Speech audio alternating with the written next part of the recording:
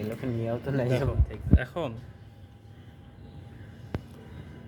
এখন যদি তোমাদের ওই যে ইনভার্স অ্যাঙ্গেল বের করা অনেক সময় আসে না, ইনভার্স অ্যাঙ্গেল বের করতে পারো না, সেক্ষেত্রে কিছু না। যেমন দেখো, আমরা যদি বলি যে tan 45 ডিগ্রির ভ্যালু কত, তুমি বললো 1, তাই না?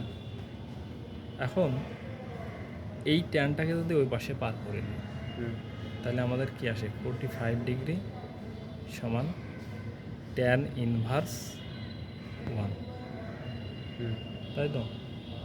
এইটা হচ্ছে সেই থিটা যেটা আমরা বের করতে চাই। অর্থাৎ তোমাকে যদি বলা হয় যে ট্যান ইনভার্স থিটা সমান ট্যান ইনভার্স 1,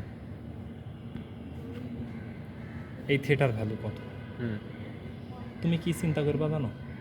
তুমি চিন্তা করবা ট্যান কত ডিগ্রির ভ্যালু 1, এই ব্র্যাকেটের ভিতর যেটা আছে তোমাকে চিন্তা করতে হবে ট্যান কত ডিগ্রির ভ্যালু 1, সেটাই হবে 45। থিটার ভ্যালু, তার মানে 45। এখন যদি তোমাকে বলি থিটা সমান সাইন ইনভার্স হাফ, বলো তো থিটার ভ্যালু কত?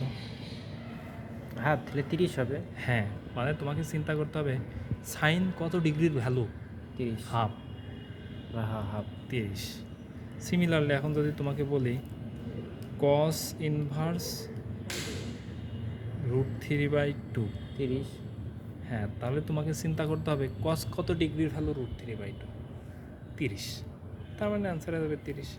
এই যে থিটা বের করতে পারো না ইনভার্স থাকলে, এটা জাস্ট সিম্পল, যেটা অনেক আগে তোমাদের জানার কথা ছিল। ওকে, এই পর্যন্তই অ্যাঙ্গেল রিলেটেড বিষয়গুলো সব কিছু শেষ হয়ে যাবে, এইটুকু জানলেই করো।